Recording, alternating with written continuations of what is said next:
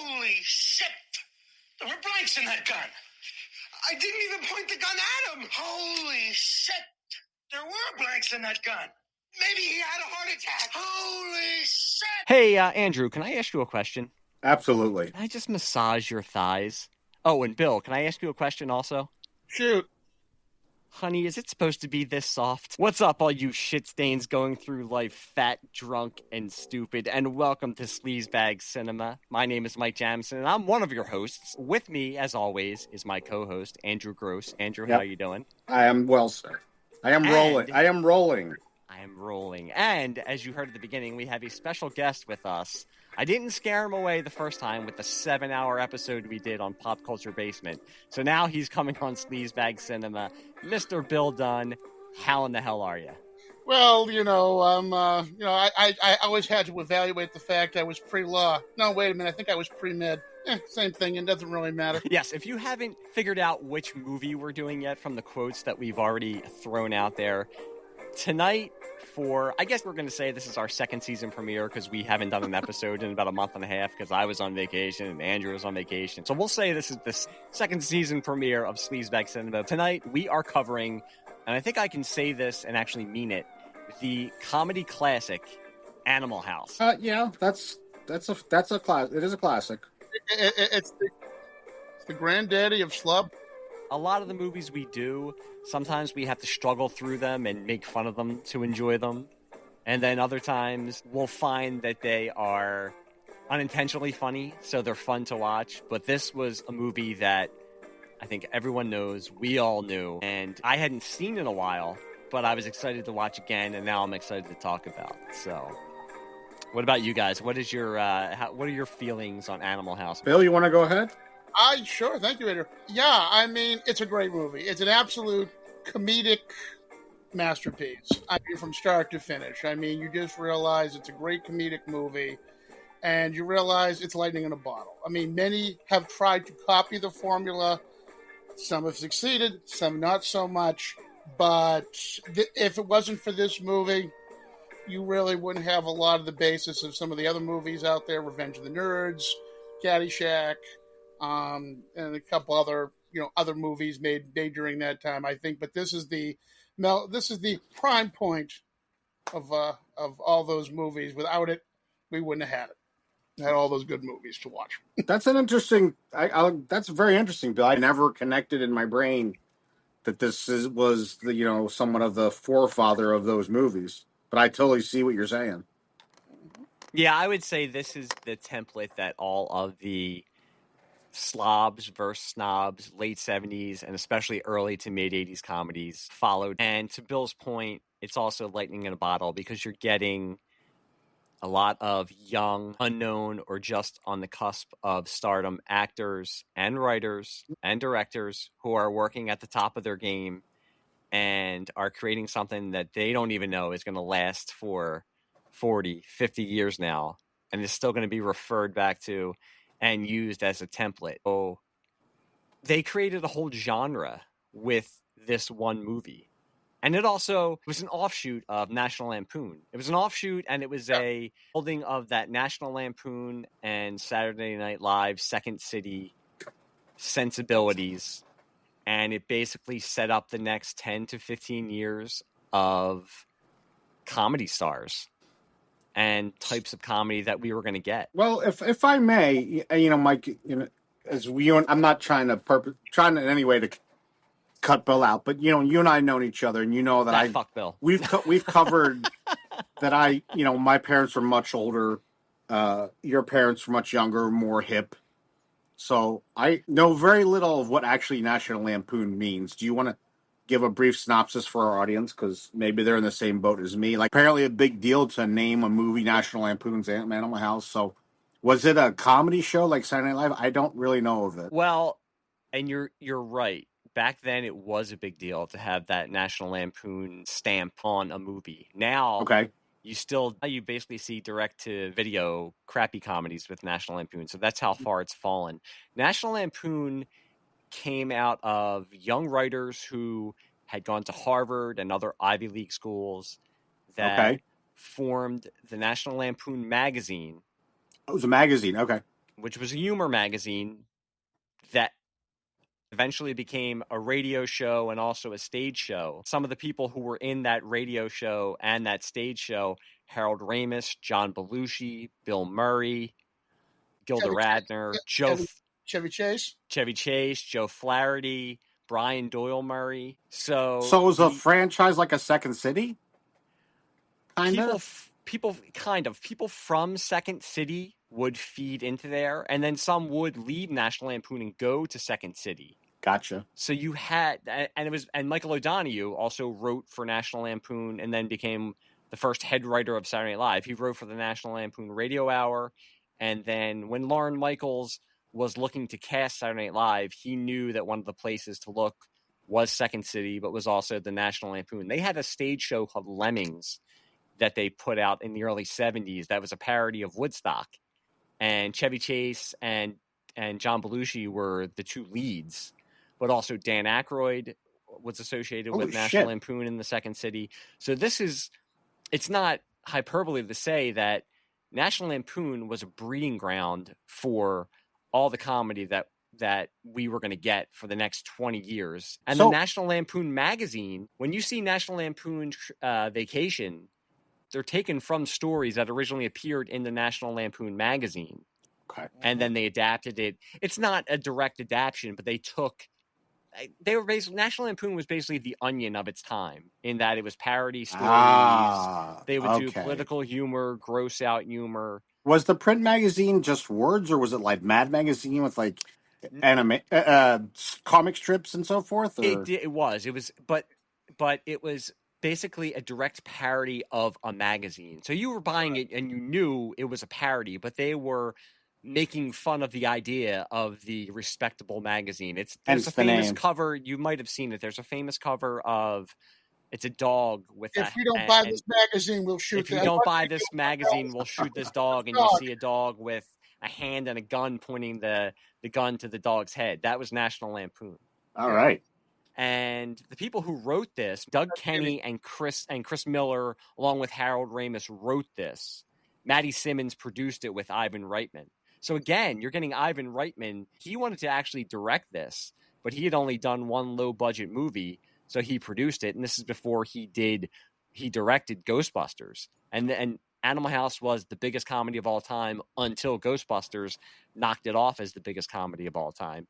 John Landis, who ended up directing it, it's funny, we're talking about National Lampoon, and again, National Lampoon was made up of people from the Harvard Lampoon. That's where it really started. There was a magazine in Harvard called the Harvard Lampoon, and people who went to Harvard wrote for the Harvard Lampoon, so they were some of the founders of the National Lampoon. So you had these Ivy League kids who founded the magazine, and John Landis was a high school dropout who grew up in Hollywood. And there was friction between John Landis and the writers and producer because he saw Animal House as his movie, and they had done about 9 drafts of the screenplay, and they had lived with this movie for about 2 years before they finally sold it. So there was still that high-minded Ivy League type of humor and attitude that was going up against John Landis, who he had done Kentucky Fried Movie, which also came out in 1978. And was also a breeding point for the type of comedy that we were going to see within the next 5, 10, 15 years. So yeah, National Lampoon back then, and C.J. O'Rourke, who eventually wrote for Rolling Stone, he wrote for National Lampoon. And he said that this movie was kind of the death knell of National Lampoon because after this movie became so big, all of the writers who were writing for National Lampoon wanted to go off to Hollywood and start writing movies. John Hughes also wrote for National Lampoon. Christmas Vacation is based on a story that he wrote in National Lampoon on Christmas holidays that he had growing up. So, and I might be wrong, and Bill, you might know this. Did John Hughes write the first National Lampoon's Vacation? Because I think that might have been based on some of his stories. Yeah, it was. National Lampoon also. I believe so. Yeah, there was actually a documentary I was just trying to find. We were talking about this, and I just found the name of it. Drunk, Stoned, Brilliant, Dead. Yes, which I've seen. I've seen it too, and it's a very good documentary about this whole era. how the Harvard Lampoon, the guys in the Harvard Lampoon left, graduated, formed National Lampoon, all the humor, and it goes through the whole thing of getting the talent. And I think it ends right about this time when Animal House is being like made. I think is like the kind of where the documentary kind of ends. But it's a very interesting thing of how all these unknown comics that are now household names to action figures to who knows what are people were talking about forever and ever, and they're still going strong. And Doug Kenny, one of the writers and one of the guys who was a writer for National Lampoon, he plays Stork. Mm-hmm. He was best friends with Chevy Chase. He died in 1980. He and Chevy Chase were on vacation in Hawaii. Doug Kenny was famously, as with most brilliant writers, he was very, very troubled, dealt with depression, dealt with imposter syndrome. He was on vacation in 1980 with Chevy Chase. Chevy Chase had to leave to go do a movie. And he said they spent the whole week doing coke and partying. Chevy Chase left to do a movie, and Doug Kenny went for a walk by himself on a cliff. And they don't know if he jumped or if he fell. I think it was ruled that it was an accidental death, but he died by falling off of a cliff in Hawaii. And most people think that he probably killed himself. Yeah, well, Ramis honored him later on in Multiplicity. That's why Doug, it's spelled the same way. That's Doug, right, yes. Keaton's character is named Doug Kenny in honor of his friend, the writer. The same way, same spelling, and that's why he named him Doug Kenny. And you have Chris Miller, who was also one of the co-writers. He played Hardbar in the movie. I'm glad you brought it up, Andrew, because I watched that documentary. I'm fascinated by Saturday Night Live, by the National Lampoon, by Second City, just to imagine all of this talent coming up together and bubbling under the surface and then exploding with Saturday Night Live, with Second City, with the National Lampoon. The Naked Gun reboot just came out this past weekend, and people are talking about it because there hasn't been a big screen comedy that's really hit in a long time. And all of us are of a certain age that we remember going to see comedies, and when comedies were big hits and they were surefire box office hits. And a lot of them starred the people who came from Second City, the people who came from Saturday Night Live, the people who came from National Lampoon. And you just don't see that anymore. Belushi, this is his first movie role, and it made him a movie star. So was he popular and known from Saturday Night Live at this point? He was known for Saturday Night Live, but this is his first starring role. For Otter, they wanted Chevy Chase. I see that. Really? And I could see it. I see it. But famously, John Landis did not want Chevy Chase. And he said to him, "Oh, well, it's great. If you do this movie, it's going to be a real ensemble cast."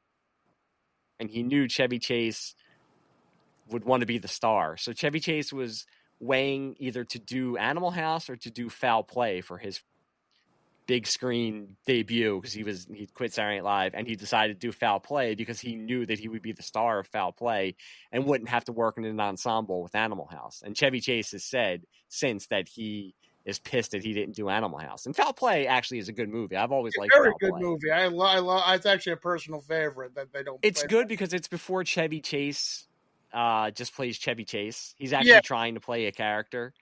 But, if he would have done Animal House is a classic. Foul Play is possibly a cult classic, but everybody knows Animal House. For Boone, they wanted Bill Murray, which I can't see. But John Landis, one, said, "I want to get unknowns because it'll keep it cheap." Famously, it was a tight budget. The studio didn't think this was going to do anything.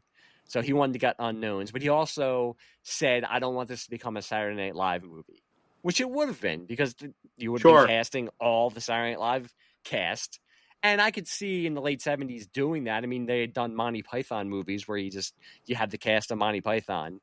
So I could see how the studio possibly could say, let's put Saturday Night Live people on there. Saturday Night Live was just beginning to become a big hit. All the fans will come and watch it. But Landis was smart to say, let's cut unknowns. Also because famously, with the partying that was going on with the the egos of all the cast of Saturday Night Live, I'm sure it would have been, especially between Bill Murray and Chevy Chase, who famously got into a fist fight backstage at Saturday Night Live, it would have been even more insane. And amazingly, they kept Belushi clean through this. It was only a 32-day shoot, but they kept him clean through the whole shoot. Yeah. Which, that in itself has to be a Herculean task, just to keep John Belushi clean for a month. And the thing is, that whole take at the end where he does the big swig of Jack Daniels, it was apple juice. Yeah, they did not. I read it was iced tea. I would have said it was iced tea. Yeah, it was not. It was not Jack Daniels. But I know another Saturday Night Live connection was, I know they said D-Day, played by Bruce McGill, was actually inspired. The cheesy mustache, the technical nature, and the motorcycles. That was actually inspired by Dan Aykroyd, who they were going to get to play. Yeah, they offered him the part, and he didn't take it. Aykroyd as D-Day? I could totally see Aykroyd as D-Day. I mean, it is basically, like Bill said, it was inspired by him. I think Ramis, when he wrote it, because they were friends already, took a lot of Dan Aykroyd, and I could see him playing the part. Now, there's different accounts. One account says that Lorne Michaels said to him, if you go and film this movie, I'm firing you from Saturday Night Live. Aykroyd has said that he decided not to do it because he didn't want to leave Lorne Michaels short a person.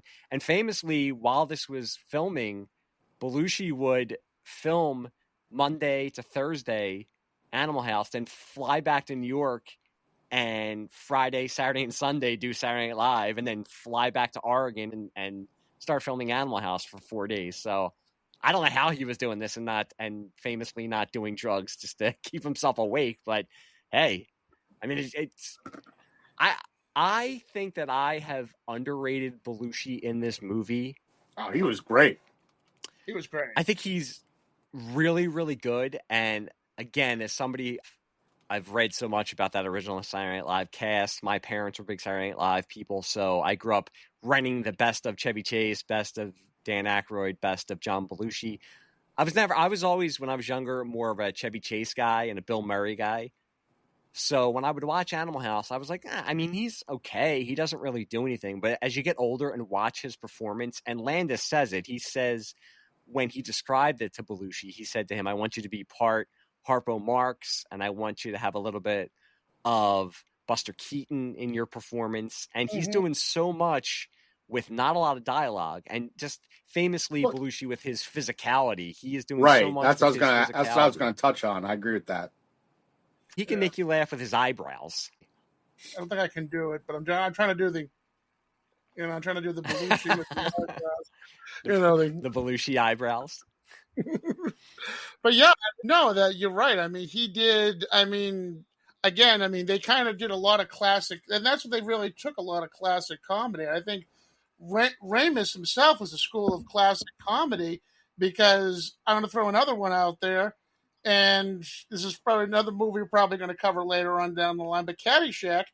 Ramis inspired Caddyshack as basically a dirty Marx Brothers movie.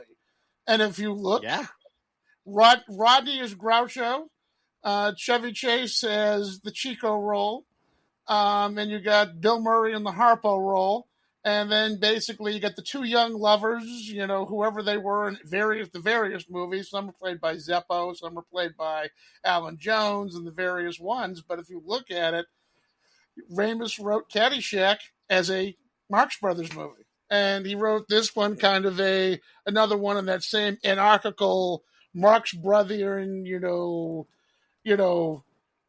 guys versus the nouveau riche vein. And if that's the lens you take, you realize Ramis was a big fan of classic comedy and kind of just re-inspired it for kind of the different lens. Re-inspired it for the stoner generation, basically. Pretty much.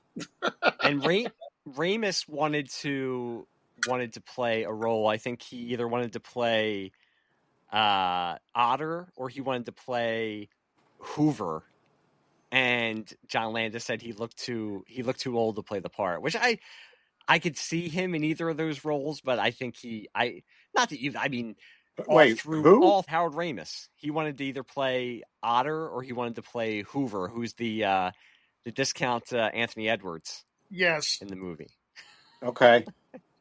And I could maybe see him in both roles. Most people would know him as Egon, but he could. I've seen him on Second City, and Howard Ramis is very funny on Second City. I could see him doing either of those roles, but he probably would have. He would have looked a little older. And I was going to say, all through cinema history are examples of people who are way too old playing younger parts all the time. Luke Perry, cough, cough. Luke Perry. Exactly.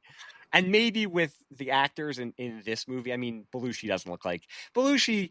He's supposed to be there for 10 years, so it fits his character. Yes. But some of the others, and maybe it's because I've grown up with it, so I just buy them as college students. I think he might have also wanted to play Boone because Peter Riegert got it, and Ramis was 31 when the movie came out, and Peter Riegert was 28, so it wasn't that big of a difference. Right. But Peter Riegert looks a little bit younger and looks like he could be 21 and just graduating college. Some of the other cast members, It's quite a cast. It is. It's a lot of unknowns, and it's a lot of people. Well, at that time, unknowns for sure. Karen Allen as Katie, who I've met actually. I met her at a Comic-Con, and very, very cool lady. Very cool lady. We were making jokes. Me and my friends were talking about Indiana Jones. And I was making some jokes, and she just looks at me and goes, "That's who you remind me of." I said, "Excuse me?" She goes, "That's who you remind me of. You remind me of a little bit of Harry and a little bit of Billy." I said, "Who?" She goes, "Oh, I said, I know them." I said, "Harrison Ford and Bill Murray." I said, I was just kind of like, what? My friends are like, I'm kind of like a little starstruck, and they go, she goes, "Is he okay?" And they're like, "Oh yeah, he's fine. You just told him he acts like two of his favorite comedians. Thank you." She was a total great person to talk to. We must have talked to her for about 2 hours. Her handler's like trying to shoo us away. She's like, "Who am I going to talk to? Nobody. These guys are cool. Leave them alone."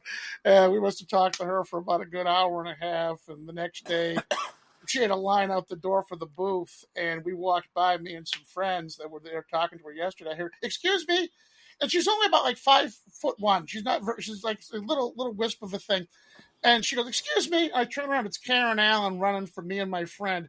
"I just want to thank you guys for meeting me the other day. Talking with me and alleviating some of this con boredom.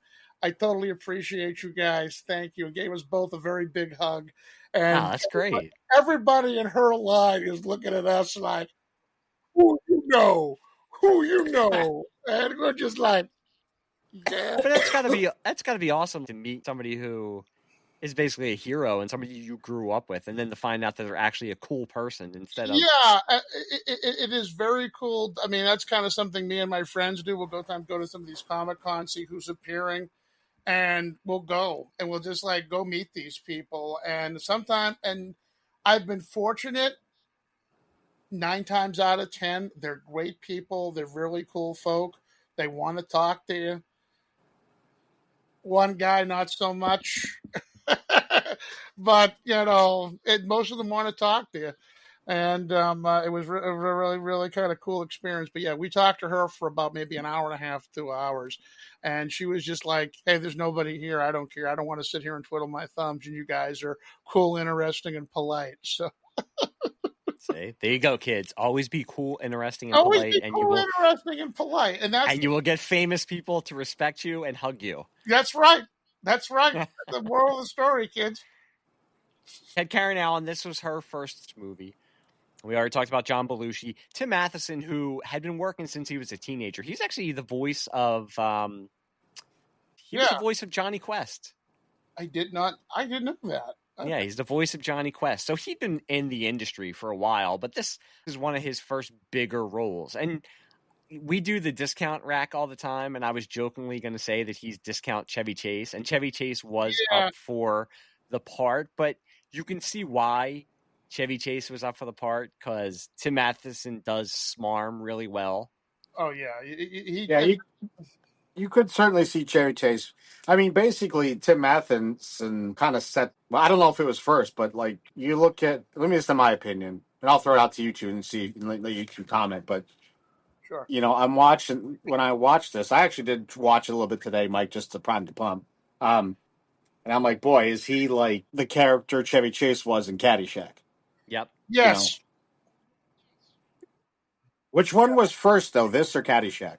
This was So, for. not that I'm saying he copied the character, but No, but you could see. It's funny that in Fletch, he tries to have Chevy Chase murder him, and he tries to murder Chevy Chase because it's supposed to be that their bodies match. I'm trying to think of the line that he says when he says we're the same size, probably from the waist up. Yeah. But because he is, you could almost say he's doing a Chevy Chase impression, but he's not. right. Yeah.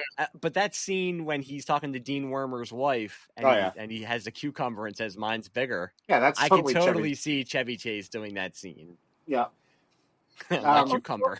Yeah, or even the end where they he's being pulled out and it's like, what the hell happened to you? I don't know, Greg Brennan, all the rest of the Hitler Youth, and I could just see that line being delivered by Chase, they all jump me, or even the end, Dr. Eric Stratton, gynecologist Beverly Hills, what the, like. You can totally see Chevy Chase kind of just like, why is he going? What he went to medical school? Where did he become a gynecologist? Well, that's nobody's surprise right there. They could have had the woman do the famous Fletch line when he got the whole fist up there, Doc. Yes. River. They said that they wanted Chevy Chase originally, and then they wanted Bill Murray as Boone. I think that Matheson and Peter Riegert have a really good chemistry together in this movie. And I don't know if Chevy Chase and Bill Murray could have replicated Don't they that. hate each other? They did then. They've gotten over it. I mean, famously, Caddyshack was like Hulk Hogan and Randy Macho Man Savage. It was like the meeting of the superpowers because it was going to be Chevy Chase and Bill Murray were going to have a scene together. The story is there was so much tension that day on the set because people didn't know it was going to happen because they had famously gotten into it backstage at Saturday Night Live because Bill Murray had replaced Chevy Chase. Mm-hmm. And Chevy Chase went out and, like we talked about, made Foul Play, which did okay, but it wasn't as big as Animal House. And he famously had a rivalry with John Belushi also on Saturday Night Live. So he did the movie that wasn't as big as Animal House. And then Bill Murray was starting to gain momentum on Saturday Night Live and overtook his spot on Saturday Night Live. So Chevy Chase came back and was backstage and trying to act like the big Hollywood superstar. And Bill Murray famously was not having any of it.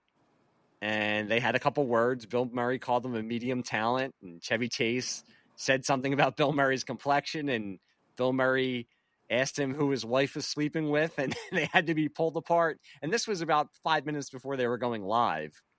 Yeah. So, but they said by 1980, when Caddyshack was made, they had kind of mended fences and gotten over it by then. I see. Okay.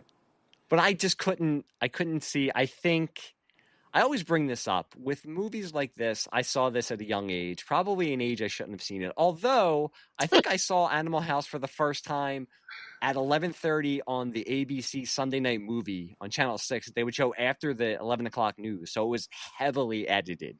The first time I saw it. I remember it as NBC Night at the Movies. And that was and they would show it like Saturday night, maybe around this time of year when the colleges were kind of maybe sometime between now and maybe mid-October. They'd show it for like, collegiate week or maybe like after the football game or something. But I remember it being a staple in the 80s, being the movie of the week after the college football game, of the week. The first time I saw it, I probably saw it heavily edited. But I always say that I always knew I wasn't going to be the Omega fraternity type of guy. I would be the Delta guy. So seeing Matheson and Riegert, it's a lot like our beloved MASH, like Hawkeye and Trapper, like Bill Murray in Ghostbusters. I wanted to be the wise ass, and I always liked when it had the two wise asses together who were a team. And I think Riegert and Matheson are very, very good together. And I don't know if Chevy Chase and Bill Murray at that time could have put their egos aside to let each other share the spotlight in that way. But it would have been a very different movie. I agree. The character dynamics would have changed. I think because Chase was incapable of holding the spot. He wanted to be the guy. So I think you're right. I think that the fact that they got these two guys, they managed to work together, and I think it made comedy. I think it made comedy gold because these guys did play off each other well, kind of covering, scheming, and planning. And I think it made for a better movie. We also have Bruce McGill, who we brought up, that played D-Day. That was the role originally written for Dan Aykroyd. It was his first movie. And he's a definite that guy, Bruce McGill. He pops up after this. This was his first big role. I want to give him a little more props than that. I mean, outside of Kevin Bacon and Donald Sutherland, obviously huge stars, but Bruce has done a lot of steady work. And not always just a D-Day character that's on screen for 10 minutes in an hour-long movie. Like, you can look at television and movies. I give the man his due. He's a steady, solid working actor. I think it's a little bit beneath to call him that guy. But really? You know what, you can. I mean, he's never a leading guy, but I'm just saying, like, I remember all the things I've seen him in, and just look at his page. He's done I think there's tiers. I think there's tiers of that guy, and he is in that upper echelon tier of that guy's. Meaning, I don't know if everybody other than nerds like us would know his name, but as a normie, you would see him and know him and know that face. You would say, "Oh, it's that guy." I mean, all of us can say, it's Bruce McGill, but most normies are going to say it's that guy. Because I mean, he was. I'll give you an example of. So you have Bruce McGill as a that guy, and then you also have Mark Metcalf, who plays Niedermeyer, is also a that guy. Right. And I think Mark Metcalf, now I'm a Buffy fan also, so he's the master. But I think Mark Metcalf and, Quiet and Twisted Sister. Sister. In which he does some Niedermeyer type, I think he does straight lines from Niedermeyer in some of the videos. Absolutely he does. And he's great in this movie. And this is his first. He says that he lied and said that he could ride horses. And then when he got the part, went and took equestrian lessons because he didn't know how to ride horses. But I forgot how funny just the pitch pin. I'm spitting all over my microphone right now. But see, and I'll let Bruce McGill go. But he's an interesting actor because he'll get on a series like it was what's the one? He was on the series. I can't think of which one. He wasn't on Picket Fences, was he? No, recently Reacher. Okay. He was on Reacher. I think he's also in Rizzoli and Isles. I only know that because my mother has it on repeat every time I walk over and see her. So it's funny when I look at his history, his career. He'll be on Reacher, and he was a main character. He was on majority of the episodes, and not just for 2 seconds. But you look at him, and he does that in 2023, and then in 2022 he is like janitor on a episode 26 of Law and Order SVU. So that's why I think he'll take it. He's a whore. He'll do anything.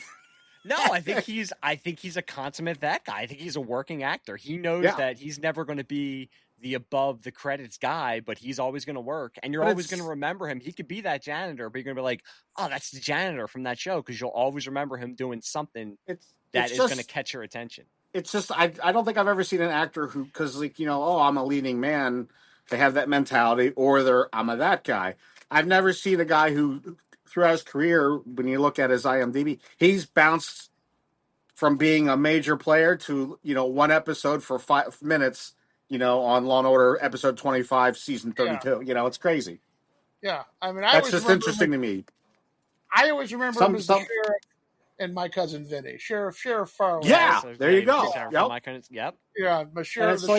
You'll see actors that do bit parts. I mean, there have to be steady work, but it's always this episode of that, this episode of this, and then maybe they evolve to leading man, or they were a leading man and their career craters, and they take bit parts. But this guy's like leading man, bit part, leading man. He's Well, very interesting. Bruce McGill, give him his props. that's a really good point too. Just looking at the whole cast of this movie, you have, like you brought up, Kevin Bacon, who everybody knows now. Yep. And this is a relatively small part. You remember it now because it's Kevin Bacon, but Who does look 12, by the way. He did, and this was his first lines. movie. He also had two iconic lines. He did. He has. Thank you, sir. May I have another? Yeah. All is well. All is well. So you have him. You have Stephen First, who Right. I would posit is also a that guy. He might be in the middle, lower end of the that guys, but Stephen First, he was one that did a lot more voice talent. He did more voice work. Like, I think as an actor, he did more voice work. But I mean, later on. But I mean, yeah, he definitely is a that guy actor, because if you realize, like, you did a lot of voice acting, but you also realize once you see it, it's like, oh, Stephen First, why does that name sound familiar? Then you see the picture, hello. Hello. But then you have somebody like Thomas Hulse, who plays Pinto, who in the early 80s, he was in Amadeus. He was positioning himself as a serious actor, and he's somebody I feel like has kind of fallen off the face of the earth. Now, I'm sure you could probably look, and I'm sure he's done stage work, but he was somebody that probably after this movie, people thought, okay, he's going to get big, and he did Amadeus, and he's going to be huge, and then it just doesn't really do that much. I think was he in Parenthood also? To my recollection, I could be wrong, but I don't know if he was nominated for an Academy for Amadeus. But he certainly got huge critical praise for it. And you think, this guy's going to ascend, and then I don't really remember him in much of anything, or even a that guy person after Amadeus, to be honest. I don't. I also have John Vernon, who at that time he'd been working for a while and had been in Westerns. They offered the part of Dean Wormer to Jack Webb, and he said he didn't want to do it because he thought it would ruin his image from Dragnet. Actually, you are right. He did get the. I just looked it up. He was nominated. He was nominated. He was. Okay, I'm not crazy. He was nominated. You're welcome. Yeah, I mean, then you got John Vernon, who just had that iconic kind of.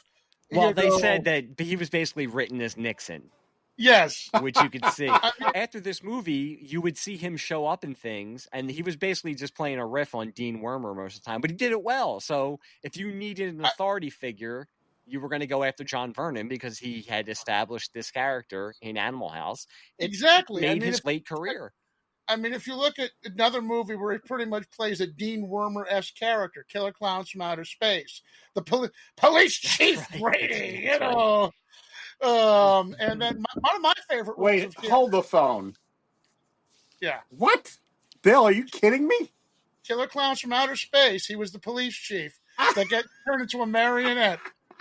Spoiler for anybody. I love when this is great. Yes, come on, man. Spoiler warning. Spoiler. But my favorite role of his, he's got like a 2-second bit in Heavy Metal where he's the prosecutor. Yes. And it's just kind of like reading off this whole list of Stern's crimes, prostitution and one moving violation, and it's just like.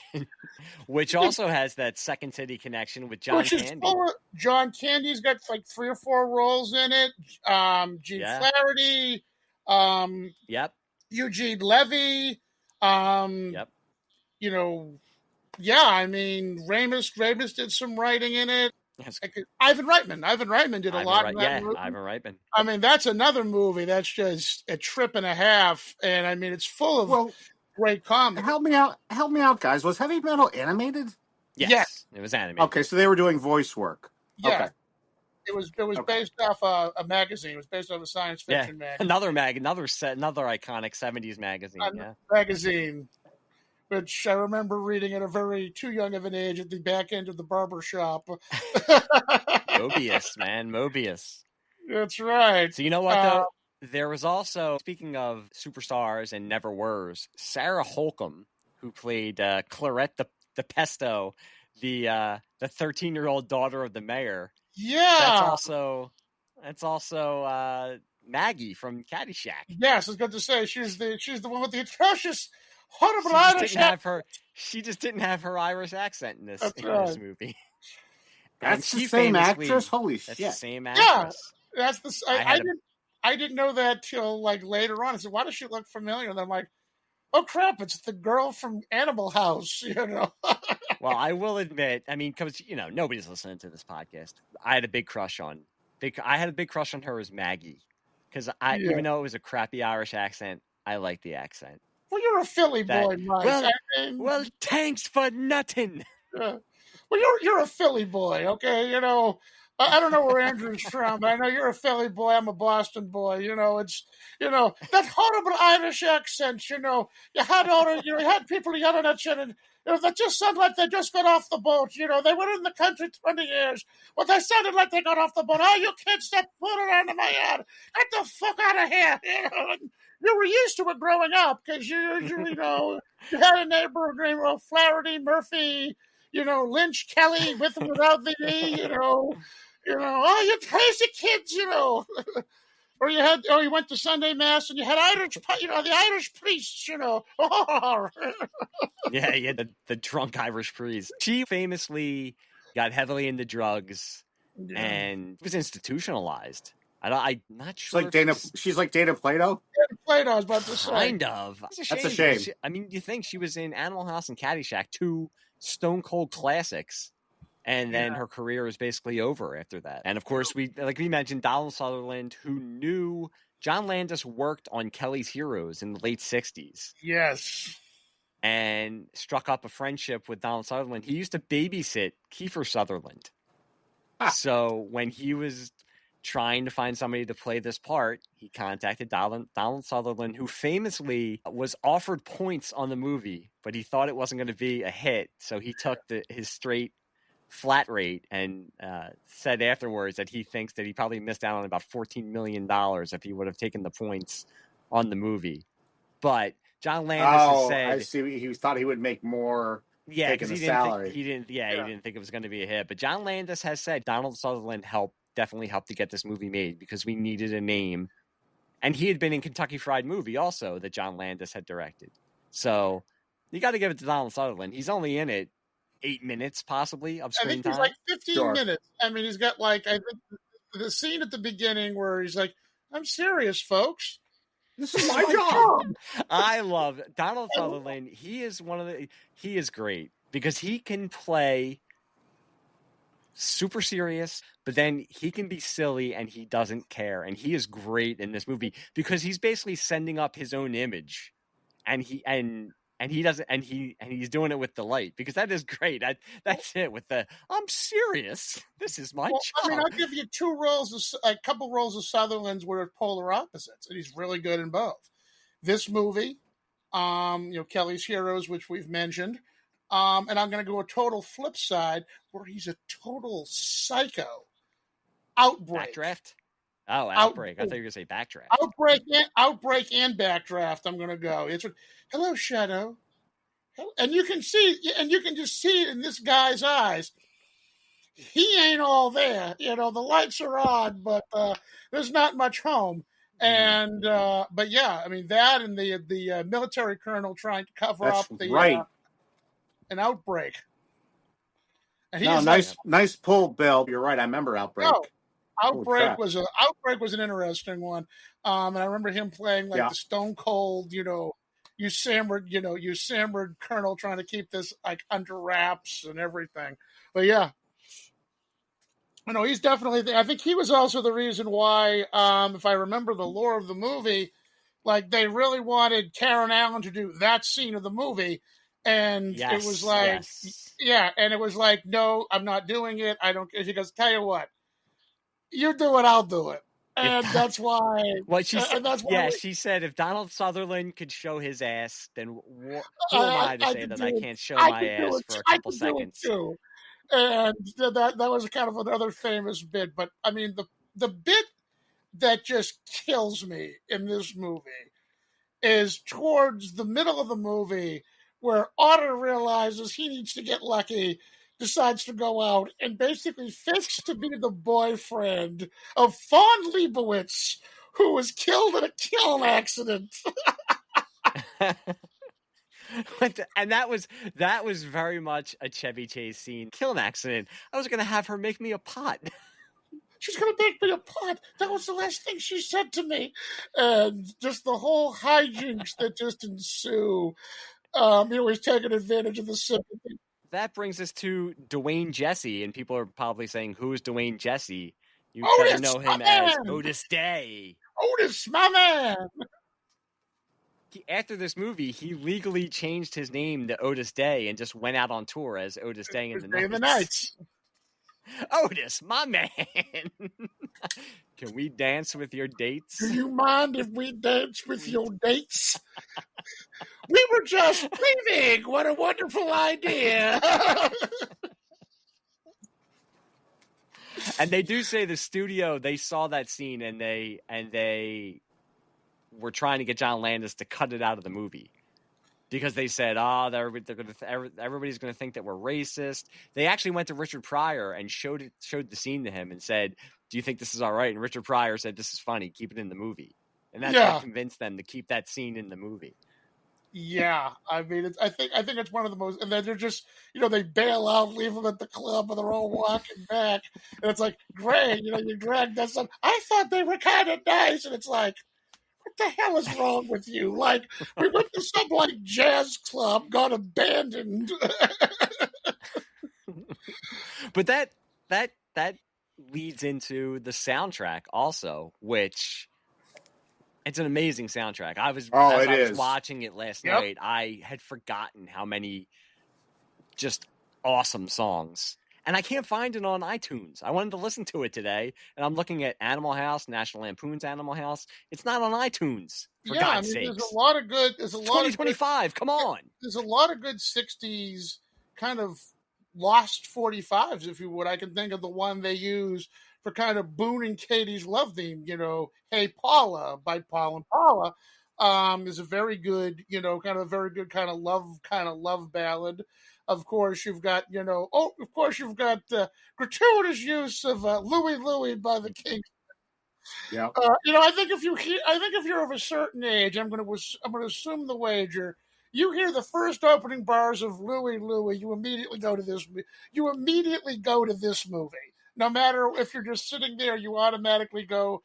I'm sorry, 2 movies you would go to. Go to this movie, or if you're a really cult comedy fan, you go to Down Periscope. But that's God. Yes, yeah. I told you, I'm a movie buff, Mike. I told you. And that's the 2 movies. I hear "Louie Louie," either go to Animal House or I go to Down Periscope. Well, we're going from classic songs to, and Andrew and I were talking about this before you jumped on.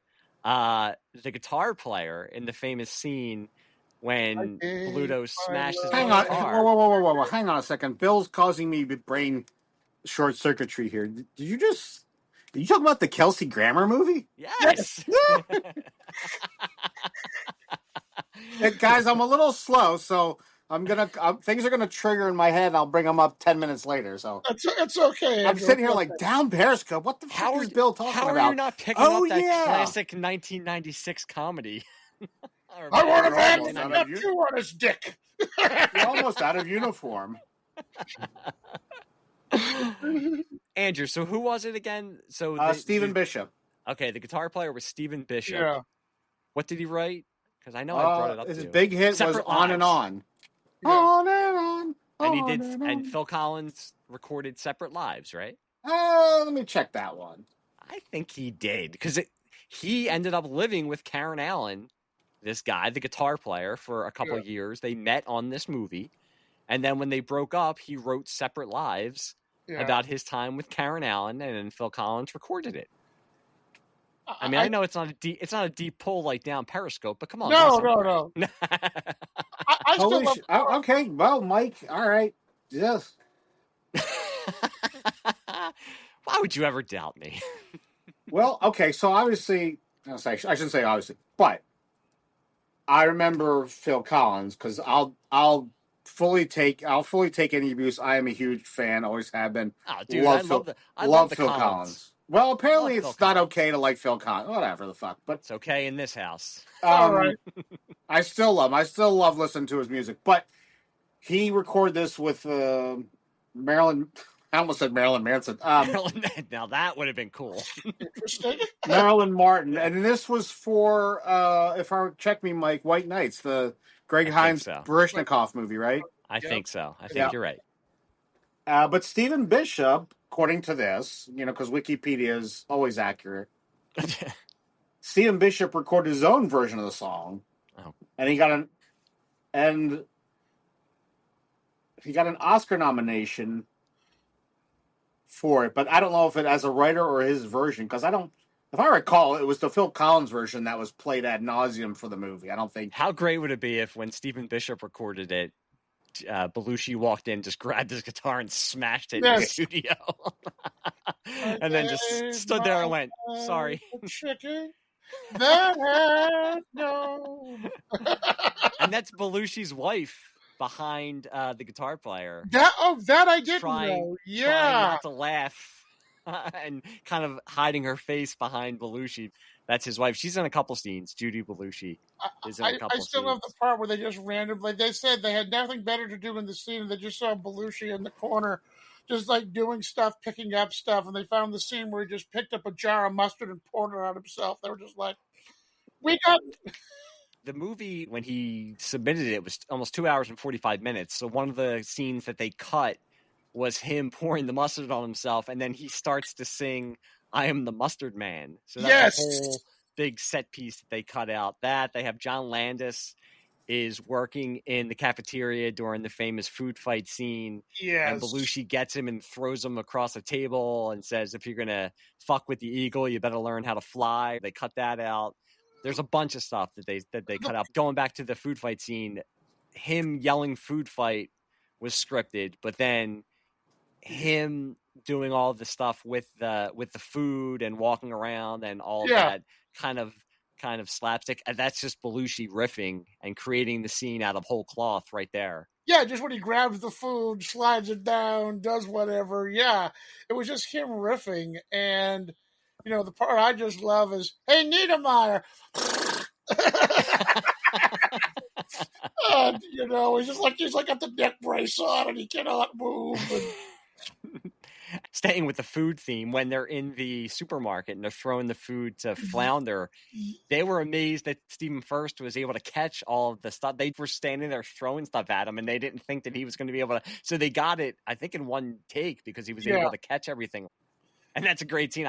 That's one of the ones I've seen this a lot of times, but it's not a movie that I have memorized. So that was one of those scenes that I had totally forgotten about. But then as soon as it's starting, my brain is kicking in going, "Oh, that's right. This is a funny scene. I forgot about this." I mean, I'll put another one who was good in his role.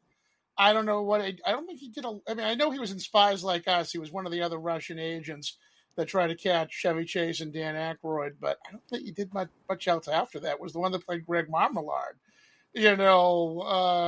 James Doughton is his name. Yeah, he's very much a discount. Ted McGinley. Yes. He is in all honesty, this came out in 1978. He's the original, actually. He's the archetype for the 80s dickheads right there. And I know the movie. Wait a minute. So what's the actor's name? His name is James Doughton. I'm sure you're going to look him up and then we'll be like, "Oh, he was in this." I mean, famously in the epilogue, he is the one it says served in Nixon's cabinet, raised in prison 1974. He looks like he could have been a Republican in the 70s who was involved in Watergate. Easily could have been a member of the White House plumbers. Oh, definitely. Or could have been a member of the White House now. Yeah. Maybe we got to rethink. We got to rethink things, Mike. Yeah. Well, we should name it the Discount James Doughton. I mean, he was the predecessor. So I mean, he is the archetype. It takes place in 1962, and Harold Ramis says when they were writing it, they set it in 1962 because they figured that was the last year of American innocence before the Kennedy assassination, and it's supposed to be the fall of 1962, but they say that the homecoming, they always envisioned that it was taking place on the day before Kennedy's assassination. Yeah, I've read that theory. In November.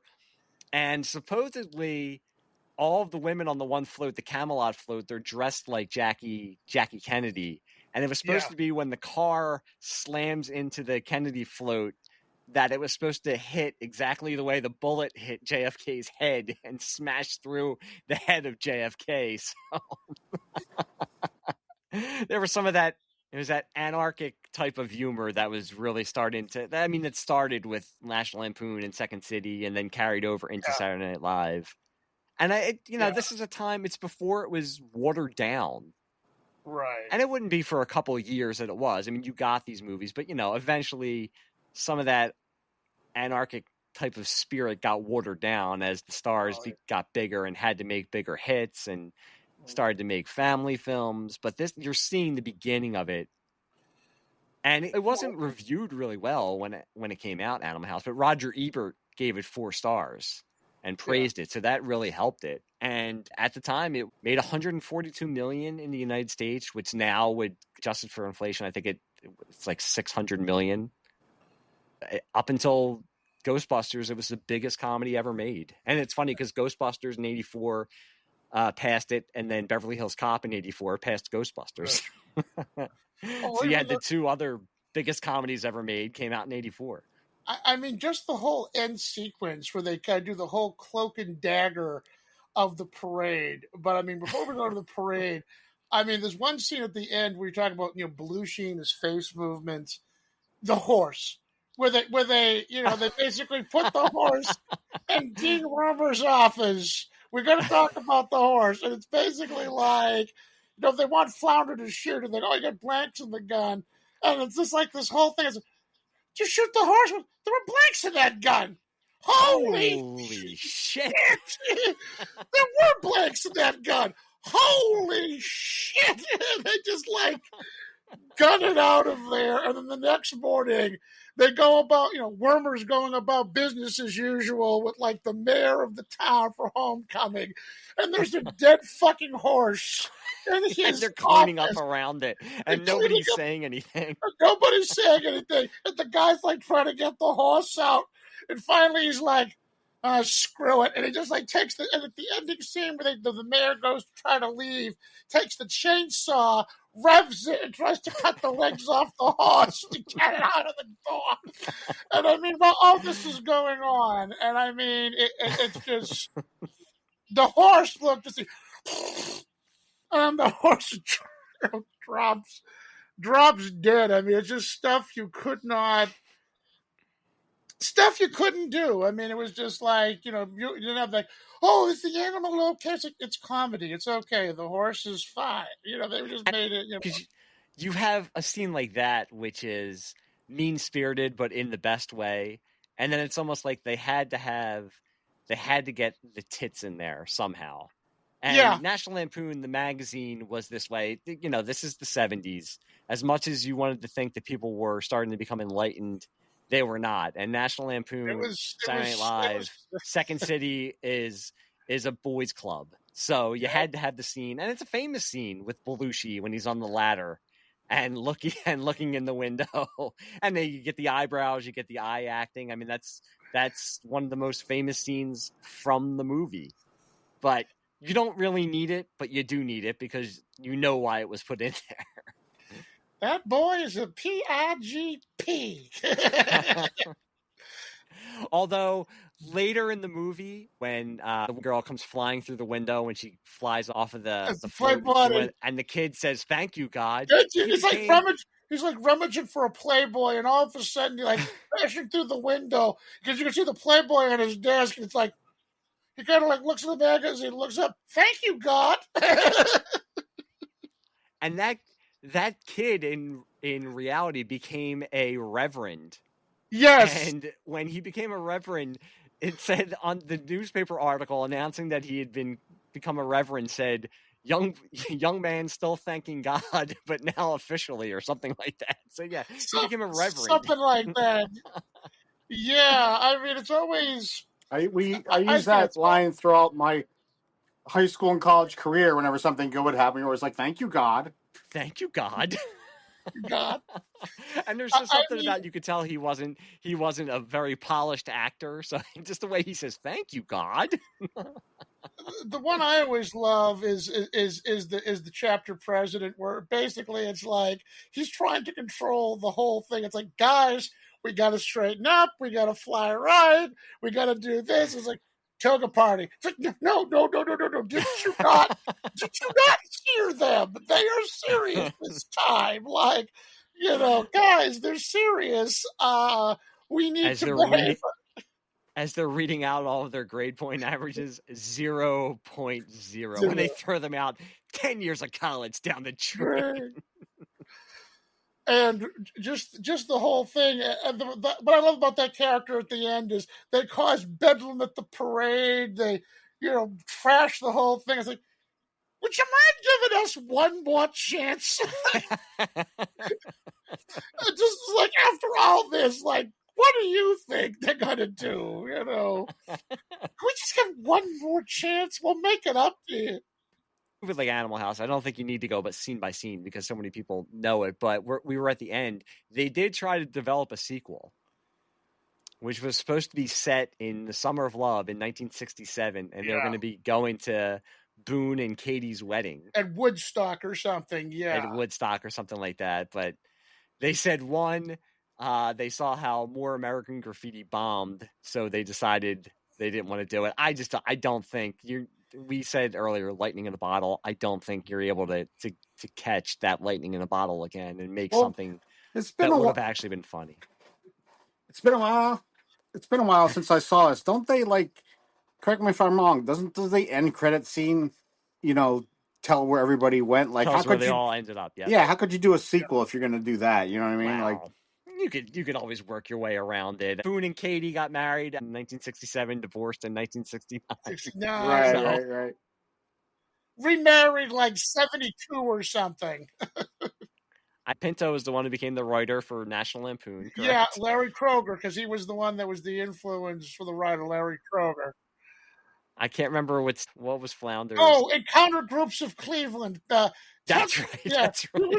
He was the hug counselor. Encounter Groups of Cleveland. Senator John Blutarski. Senator and Mrs. John Blutarski. Otter became a gynecologist, as we said. Yep. The one that always gets me is Douglas C. Niedermeyer, killed by his own troops. Killed by his own troops in Vietnam, which John Landis directed the Twilight Zone movie. I was about to mention that. In that movie, in the part in the Vietnam scene, somebody says we shouldn't have killed Sergeant Niedermeyer. Lieutenant Niedermeyer, sorry. Yeah, they actually make that joke. I was just about to go there, Mike. You read my mind. Yeah, we shouldn't have killed Lieutenant Niedermeyer. There's the joke. I mean, Landis was good for that kind of joke. Okay, the theater marquee. See you next Tuesday. Yeah. And it always appeared in all of Landis's films. Like, it was in the recruiting poster in Spies Like Us in Bernie Casey's office. It was all over his sequence in Amazon Women on the Moon.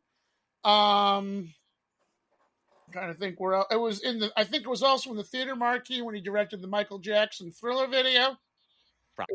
It was like on one of the movie posters. Yeah, Landis was king at, and then I think in Blues Brothers, it was on the billboard. See you next Tuesday, on the billboard. Yep. I don't believe it. It's that shit Fox Dodge again. And I mean, and this is where I'm going to wager the position on Landis himself. And I assume the position that great art, and we were talking about this a couple weeks ago when we were on the Stones podcast. We did the Stones episode together. Art is very good art, and I don't care if it's humor, painting, music, whatever have you. Great art is made by some really shitty people. And I mean, Landis was a great comedy writer, great horror writer. Not a very great human. No, but yeah, he made some of the biggest comedies of all time, and you have to learn how to separate the art from the artist sometimes if you're going to survive as a fan of all of this stuff, because if not, you're going to end up not liking anything.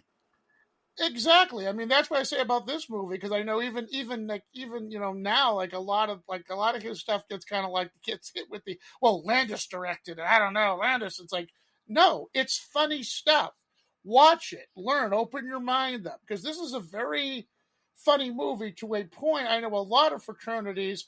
I know when I watched it, my dad was kind of the tail end of that era. He graduated from college in the 70s, like 1970. He graduated from college, and that's what he said. He said he joked that his godfather's brother said that they would claim this movie was copyright infringement because they felt that they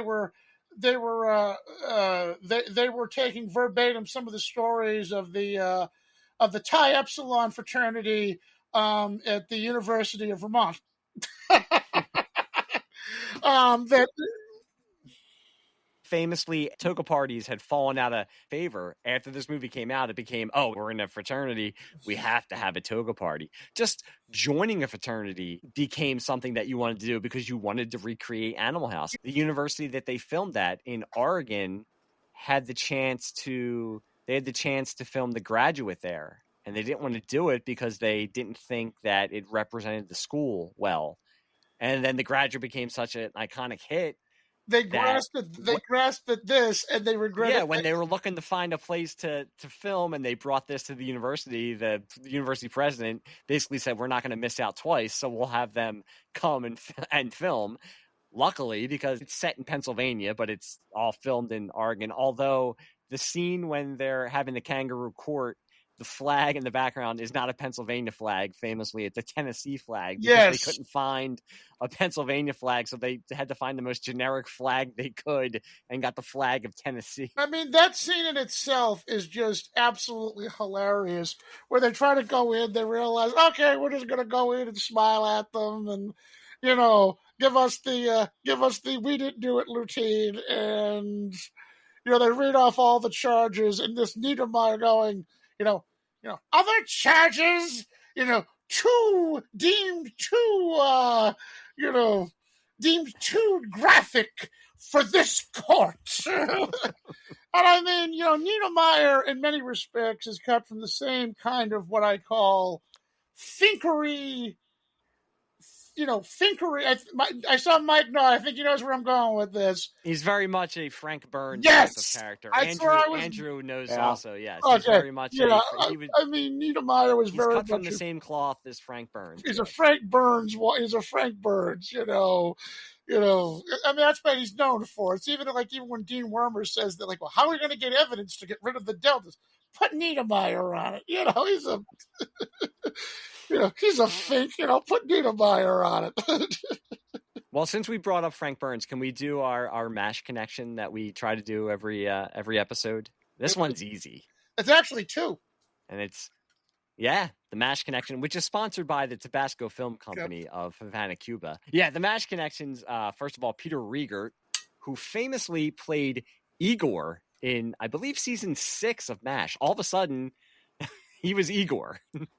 For a couple of episodes, yeah. Yeah, he was Igor for 2 episodes, and then it went back to Jeff Maxwell. I think that was when, didn't they fire him? Whoa. What? Peter Rieger. Who the hell was he? Rieger is from Taxi. Rieger. Oh, Peter Riegert. Okay, he was Schoenstein. Yeah, he was. Okay. Yeah, he was Boone. He was also the captain in The Mask. Doyle. Right. Oh my God. I had onion rings. I forgot he was the captain in The Mask. Holy shit! He was on MASH. Yeah, he was on a couple of episodes. He played Igor for 2 episodes. I think Igor. I think Jeff Maxwell. They wanted to get rid of him, so they brought him on as Igor, and then they brought Jeff Maxwell back. So Peter Riegert ended up being a footnote in the history of MASH. Yeah, he was Igor for 2 episodes. Yeah, it was Dear Sigmund and one other one where he gets in the. I remember it's the one he gets in the fight with Zale. He famously gets into the fight with, and of course the other ones, the other MASH connections are obvious. Yeah, Donald Sutherland, the original Hawkeye. Rest in peace. Holy shit! Wow. Yeah, I can't do the whistle, the Hawkeye whistle, the Hawkeye movie whistle. Wow, that is can a do- deep cut. Holy crap. What, the Peter Riegert? Oh, Yeah. yeah. I mean, that's when I would see him on MASH, I would always say, that's the guy from Animal House.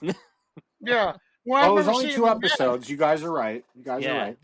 It was season 6, right? Was it season 6 or season 5? So that was a television series, Matt, specifically in the 6th season. 6 Episodes okay. Change Day and War of Nerves. He appeared with Dr. Sidney. Yep. So there you go. Yeah, it's just weird. Jeff Maxwell said that they had let him go from the show. They probably already had the scripts written, so they pulled in Peter Riegert. And I get it's got to be right around the time that Animal House was either filming or came out. So it was right before he kind of hit it big. Apparently, Igor OG left to shoot Kentucky Fried Movie.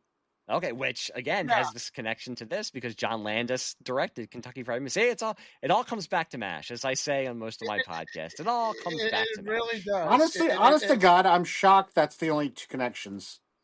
I know. I was looking at John. I was Vernon. like, come on. I was trying to think if John Vernon was ever on MASH, but he was not. He was John not. Vernon did star on Delta House, which was the TV spinoff of Animal House. Was he Wormer in that on that? He was Wormer, yes. Okay. And they couldn't, of course, get John Belushi, so it was supposed to be his brother showed up.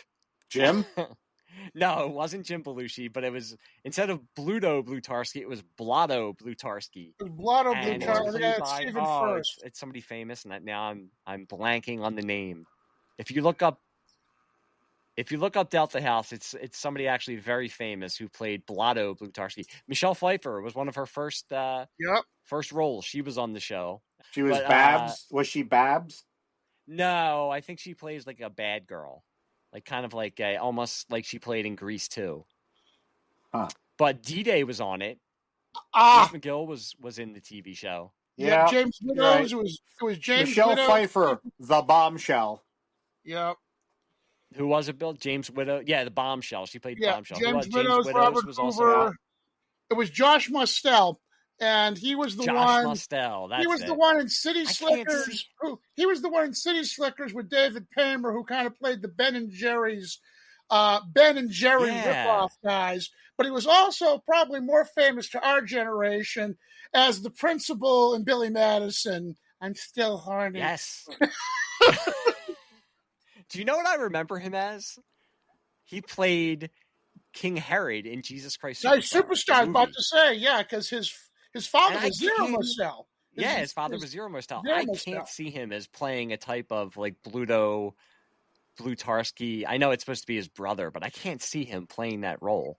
I'll have to look on YouTube. I'm sure there's episodes. It wasn't on long. All the networks after Animal House became a huge hit tried to have Animal House type shows next season. Well, this was 79. Delta House, yeah. And like MASH, basically they try to do the MASH formula where we make the movie. Okay, the movie makes the thing. Now let's try to make the TV show to cash in on the characters. And because I remember Josh Mustel played Herod only because when I went to Catholic school, I had to play King Herod for a play. And did you play him as Josh Mustel? Well, that was the thing. My old man goes, "Have you ever seen Jesus Christ Superstar?" Because he wasn't like a big musical guy, but he was kind of like the 70s, kind of like big music. He was like some of the. He goes, "You gotta watch this." This was before YouTube. We went up to Blockbuster. Jesus, I'm dating myself, and rented it, and we watched this one part of it. And he goes, "You think you can do that for your thing?" I started doing the whole bit. And the guy who was the religion teacher running the play, he just looks at me and goes, "All right, who showed you Jesus Christ? I'm going to have a word with them." Yeah, go talk to my old man. That's what I said. Go talk to you, my old man. He's like, "Go talk to my old." He goes, "Go talk to my old man." He goes, "Oh, I should have known." And just rolled his eyes and let me go do it. But yeah, I remember him and David Paymer played like that. If you haven't figured it out when you watch City Slickers, David Paymer and Josh Mustel is the two ice cream magnates. Yeah. They are a direct parody and caricature of I can't remember their last names, but Ben and Jerry. I always remember him as the principal and Billy Madison. Well, we're gonna do the Wendy Jo Sperber Memorial Award, and there could be a lot of people. It's an older movie, but I think the obvious one that we have to bring up is John Belushi. Mm-hmm. Yeah, Died in 1982. He died young. Jesus. Died young, and just think of all that we missed out on with him dying as young as he did. I mean, famously, Aykroyd was writing at the time Ghostbusters Yep. as a starring vehicle for him and John Belushi. Who was he going to be? Peter Venkman. It was basically going to the Venkman character. It would have been different with him playing the role, but it was basically going to be a twofer. I think it was just going to be at first. I mean, famously, and this we could get in the weeds with this. The original Ghostbuster script that Aykroyd wrote was very different than what they made. Okay. Ivan Reitman came in and kind of convinced him to make it the working class type of guys who are basically plumbers. And they just happened to catch ghosts. Yeah, these guys were going to be like Aykroyd when he was writing it. Yeah, Aykroyd when he was writing it, it was going to be about they're going through different dimensions, chasing ghosts, and they're interstellar cops, as Bill just said. There is no way in 1984 they could have, with the special effects they had at their hands, and ILM I'm sure would have done their best, but there's no way they could have made what Aykroyd wanted to make. So it was famously Ivan Reitman came in and waded through the script and said, I see the idea here, but you have to make it like they're just working class guys working a job, like you're a plumber or like you're an exterminator, and it just happens to be ghosts you're chasing. But yeah, he was famously, they say Slimer is the ghost of John Belushi. The ghost of John Belushi, basically. But I think John Belushi, right before he died, he was trying to branch out a little bit. He did Continental Divide with Blair Brown. He wanted to try to do more serious as all you see it with all famous comedic actors. And he wasn't bad. Jim Carrey, Bill Murray. No, he's not bad in Continental Divide. He's not bad. Belushi, he's a good. And also, too, the other movie I'm going to give you, Belushi did towards the end of his career, where it's kind of a cult classic, but the roles are Neighbors. Yep.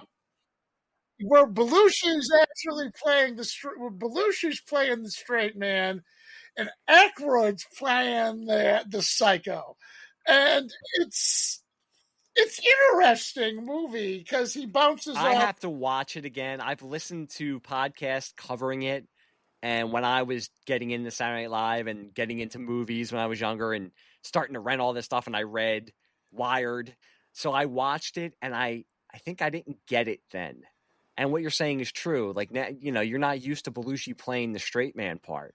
You could see Aykroyd playing the nut because he's done it in other movies, but you expect something from Belushi, and he's going totally against it. Wait a minute. I have to watch it again and see what I think of it. Not at that point. I mean, some of the screwier roles he played later, but that was kind of the first role Aykroyd really played a nut. Yeah, and I think I was bringing that into it where I had more of a sample size with Aykroyd, so I could see him playing that. But again, because Belushi was, I mean, he died. We're saying his life was cut short. I mean, he died on a speedball, an overdose of heroin and cocaine. I mean, the guy, we know his proclivities for narcotics. I mean, it's a shame that he wasn't able to get that under control. And famously, Robin Williams and De Niro were with him a couple hours in the Chateau Marmont before he died. I feel like it would have been interesting to see what he could have done as all the other Saturday Night Live guys got so much more bigger in the 80s, what he could have accomplished. I think it's a good comedic what if, because I would love to have seen him do other things. I think he was on his way to do other things, and I think it's definitely a comedic what if, like what if he'd gone on and done other things, because I think it'd be very interesting to see some of these movies where they cast a Belushi type. I mean, famously, Chris Farley, I mean, his whole persona is John Belushi was his hero, and he grew up in the Chicago area. He was around the Second City, got on the Saturday Night Live. He wanted to be Belushi and ended up dying young, just like Belushi, because of drugs and alcohol also. So kind of a similar fate. It's a shame. Yeah, it is a shame. And Andrew, what do you think? Should we cover Neighbors for Sleazebag Cinema? I need an excuse to watch it. I'm sorry, I've never seen it. Is it a comedy? It's a comedy. It's a dark comedy. It's a pitch black comedy. I can't remember who played Belushi's wife, but I know Kathy Moriarty played. It's Kathy Moriarty, isn't it? Or does she No, play? Yeah, you're right. Aykroyd's wife. She plays Aykroyd's wife. Okay. Because they're both Yeah. kind of the weird. They're both kind of the weird kind of neighbor swingers next door. Okay. But yeah, it's an I'm interesting. gonna have to check it out again. Because if you look at Belushi, Continental Divide, he was an interesting one in that one, but he wanted to do more dramatic roles, more than just. And he was, he had Animal House, and then he had the Blues Brothers, so he had two huge hits, and he kind of got pigeonholed into that stereotype of a certain character. And I don't blame him for wanting to show that he could do more than just that type of character. Jake Blues was kind of a similar reprobate. It was basically, that night train's a mean wine. Stuff like that. And I think he was a very gifted comedic actor. That you're right. I think I will. Even look at. I know it's a clunker. I know a lot of people like it. It's got its moments. 1941. Him as, Wild Bill Kelso, the pilot. That's another one I haven't watched in a long time. I kind of did like a Belushi binge, like maybe about 6 months ago, and I put it on and I watched it, and it was like a whole bunch of people in that one too. But I remember him kind of this. He kind of had that kind of those three roles. Bluto, Jake Blues, Wild Bill Kelso. We're all kind of this. Yep. Kind of the same. Yeah. Cut from the same cloth. Cut from the same psychotic cloth. But you're right. I think what you said is very true. It's one of the great comedic and Hollywood what ifs of what his career could have been. Maybe he would have been on What About Jim, and it would have been him instead of Jim Belushi. According to Jim, yeah, it would have been. I don't hate Jim Belushi as much as I grew up with that Saturday Night Live cast, so I don't hate Jim Belushi. I'll be honest with you. I K-9 is one of my favorites. Some people. He went through a phase with What About Jim where people were like, "Why is this show on?" I just never watched it, so I don't know. I've seen parts of it. I remember watching parts of it, like when it was on, and because I think it was on. I think if I remember the TV listings, it was on after Home Improvement, and that was like one show my mother watched hands down. Would watch every Tuesday, and I remember it being on after home. They had like that show was the Home Improvement was the feeder show, if I remember right, according to Jim. And I remember a lot of times. My mother was a Nielsen box's dream, where she'd just like leave the channel on till 11 o'clock and just be like, yeah, whatever, it's on. And unless there was something else on, and, in the 90s and 2000s, like, yeah, okay, whatever, this will work. And it's something I really don't like, I'll watch it. But I remember a lot of times, according to Jim, would just be on, and it'd be on in the background while, either, I did homework or something. But I can remember, Jim Belushi being on. But I digress. I think there's I think of another notable. Yeah, I don't really have any other. Yeah, Belushi's definitely the big one. That's the biggest one. We do the discount rack, and we kind of brought it up. Yes. And I do it jokingly that Tim Matheson is the discount Chevy Chase, just because when you know that they had Chevy Chase in mind for that role, you can definitely see Chevy Chase doing it. I think they made the right decision going with Tim Matheson, but I agree with Andrew. We have to bring up James Doughton because he set the stage for. He did for all the dickheads in the 80s. Yeah, so like Ted McGinley, all the other ones I can think of like offhand.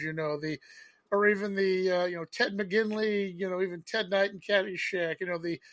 They're not our people. We must get rid of them. Crowd. Yeah.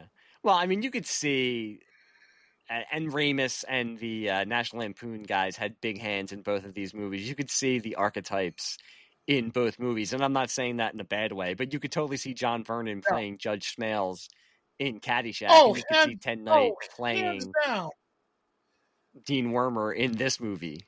and probably both of them doing a good job in either switching roles. That's right. That's right. I want to put them on double secret probation. I know it's a horrible Ted night. I apologize. I can't. When we do Caddy, but it's going to be fun. It's going to be fun when we do Caddyshack because there's good behind the scenes stories of Ted Knight having to deal with all the young cast members on Caddyshack just getting high and drinking and partying all the time. He had like the room next to we're all like Rodney and everybody was partying, and he like legitimately did that on purpose so he would despise these people and not have to go about with method acting.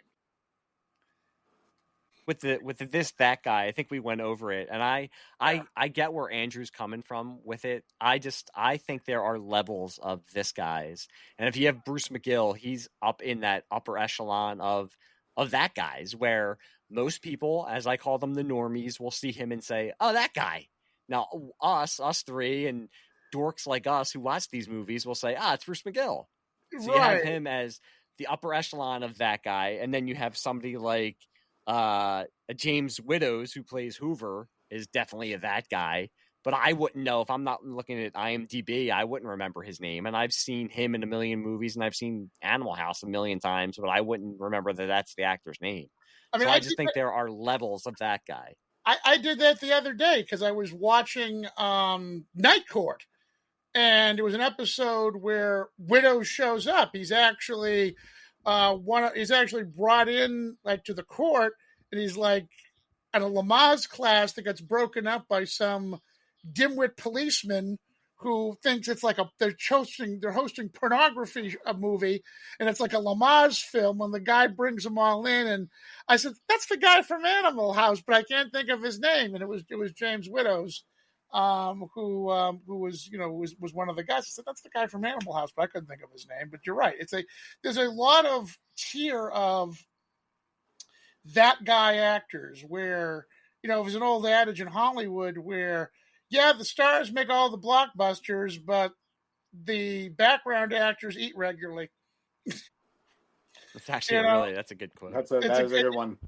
I mean, I can remember hearing some stories and talking to some of the guys that were background actors in Star Wars and stuff like that. I would go talk to those guys too, and they'd be like, "Yeah, we were on this." One of the guys was telling me, they were with Elstree in England. I can't remember the gentleman's name. That he was a stormtrooper in Star Wars one day, and then 20th Century Fox sent him over to the Rocky Horror shoot, and he was a wedding guest in the Transylvanian the next day. Well, that's also, you're bringing that up. That's somebody like John Ratzenberger, who you see show up in Superman, shows up in Star Wars because he was hanging out in England trying to find work and was just getting work in these movies. And he just happened to become somebody that we ended up knowing. But as a kid, I was watching the Thursday night shows. So I would be like, why is Cliff in Superman? Why is Cliff Clavin in Empire Strikes Back? I didn't realize that was his backstory, that he was in England at Elstree Studios just trying to find work. It's very interesting how some of these stories and the movies we love and the stories behind them, I think, are the more interesting ones. That when you learn the trials, the tribulations, the background of what brought these stories to be. That's the part that always gets me is, you see the movie, but then you see we talk about it on here, we talk about the story, the what if, the characters, the background. And that's always the interesting part to me is sometimes they say, it's not interesting to say how the sausage is made. I'm going to beg to differ that sometimes it is interesting to see how the sausage is made, because if, for example, something didn't happen, or you can see hey, they didn't like each other during filming. Okay, you can kind of see why that character and that character maybe didn't get along in that one scene. It was a long day of filming. And it's always the what ifs. That's true. It's that, and I think we all said it at some point when we were talking about this, is that, they wouldn't be able to do that today. So basically, it's going to bring us right into. I think this movie, we could have done this as the first movie we ever covered, just because it is the template for most of the movies that we are talking about.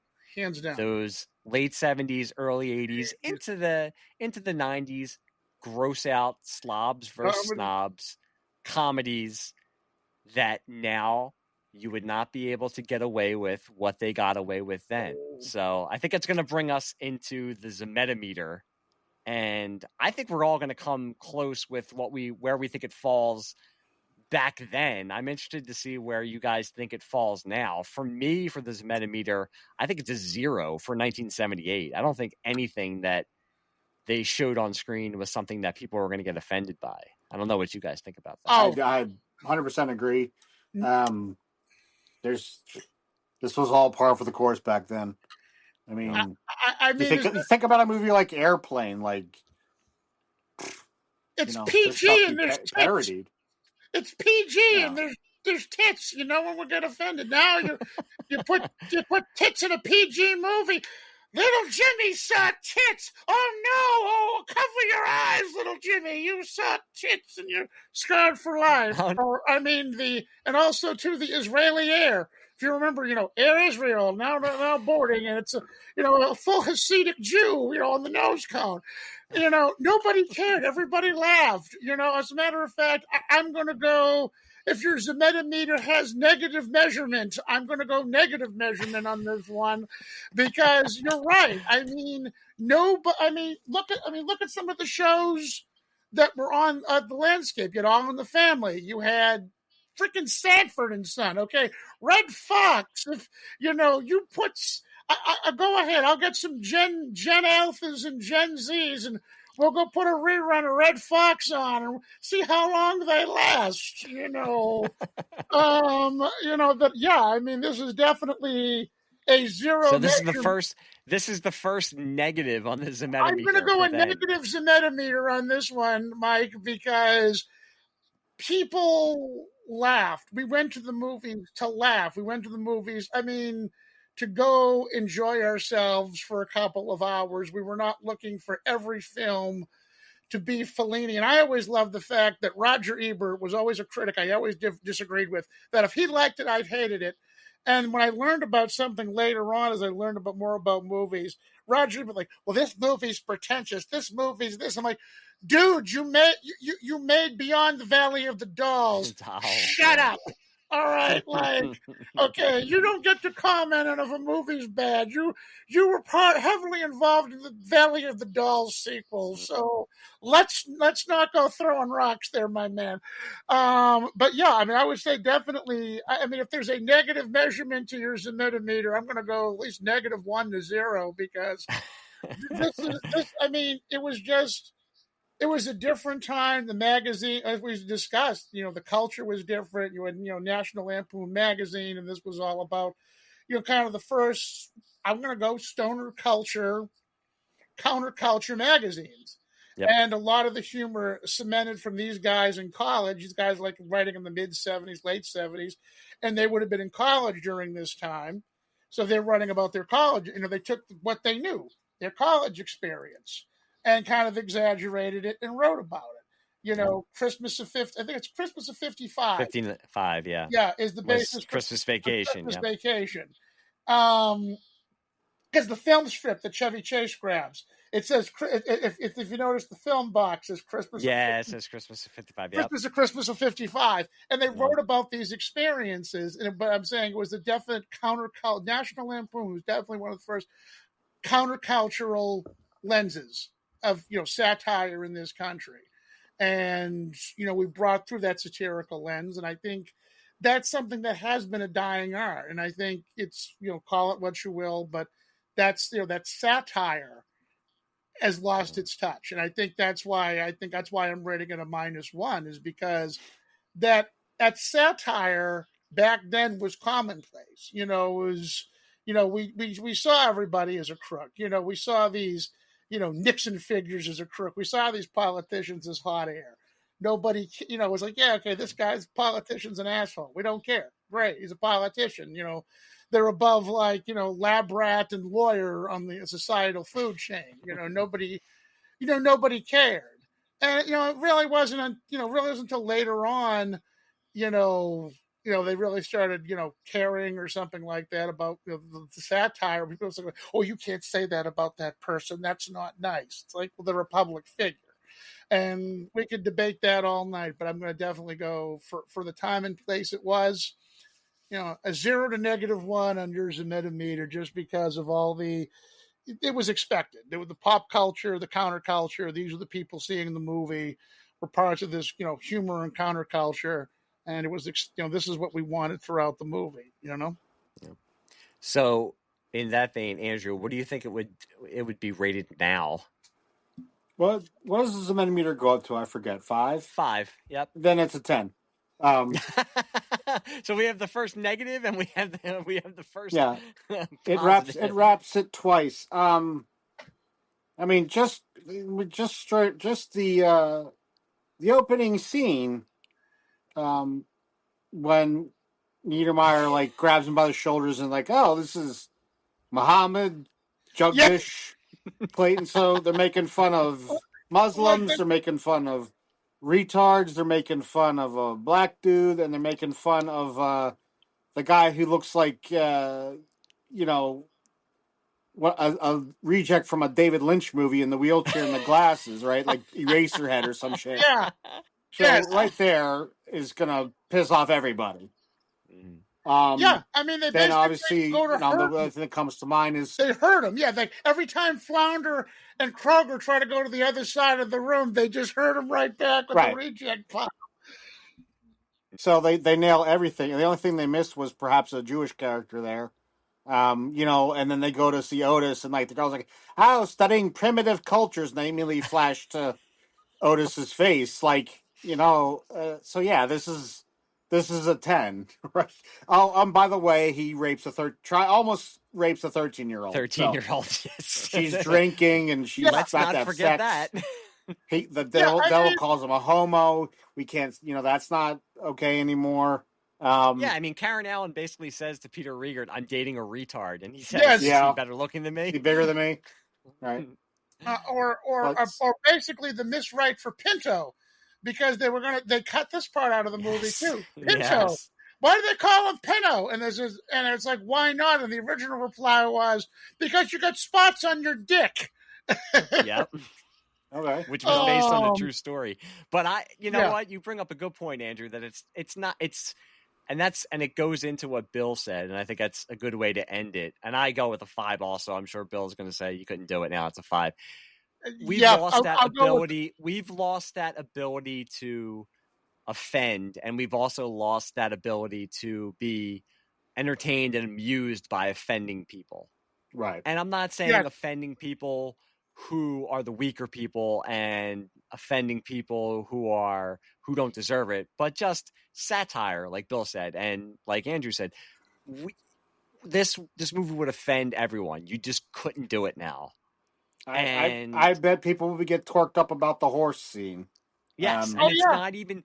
You would think you would look at this and think, "Oh, well, you couldn't do it because they show boobs, or you couldn't do it." Well, no, it's not that. It's the stuff that you guys are bringing up. It's just they're equal opportunity offenders. They're not just making fun of one race. They're not just making fun of women. They're making fun of everything, everybody. Well, even your beginning intro. We've lost that ability to be amused by satire and by being offensive. Well, even your intro, you said the line, is it supposed to be this? People you get some of the macho type. Is it supposed to be this soft? Is it supposed to be this? Okay, how dare you? You're insulting us alpha men, inciting that. Us. He's an alpha man, and so I think it's a 10. I don't. Now, what fascinates me is. You mentioned you watched it on TV, and I'm sure it was cut to shreds, but I don't think you could cut it down to anything that could be used today. Yeah, it's tough. I don't remember. I remember it when they edited it, that they literally just put black bars over the boobs. Well, so you saw the bodies, you saw the women's bodies, but they would put the black bars. I don't know how they would edit it now. like Andrew said, I think people would get offended by the whole horse stuff. People would say you shouldn't be doing that to animals. So I don't know if you want to show that scene. I mean, I'm trying to think, when's the last time you've seen Animal House on TBS or TNT? I mean, it's a classic, but they just don't show it. It used to be a staple. I can remember it being on like TBS and constantly. Now, I can't remember the last time I saw it on TV. I think it was on like IFC or something. It was on like one of the AMC networks, but it was on like IFC, which doesn't edit their movies. So I think that's the only way they can probably put it on is, without editing it too badly. But I can remember now. I mean, I think I remember seeing it like on like maybe about a year ago on TV, but it was on like IFC or something. It was on IFC or was on cable, like HBO or something. And this is one of those movies. You know what? I don't think you want to watch it edited. You got to get the full effect. It's something. After watching it last night, I'm actually excited to show it to my son eventually. I want to see how he reacts to it. He watched Happy Gilmore 2 last week. I mean, even the boob scene, that was very brief. Yeah, it's not anything. It's just showing boobs to show boobs. You're not, it's there for the titillation. It's all the other stuff that I think people would get offended by. But I mean, you have to cut out that whole scene where in the beginning where they're meeting the rejects. You have to cut out where she calls them a retard. You have to cut out the Otis being primitive culture scene. You probably have to cut out what can we dance scene. with your they say it with your dates. Yeah. So that's got to go. I mean, you can't have him potentially raping that girl or having the devil call him a homo and fuck her brains out. And then find out later she's 13.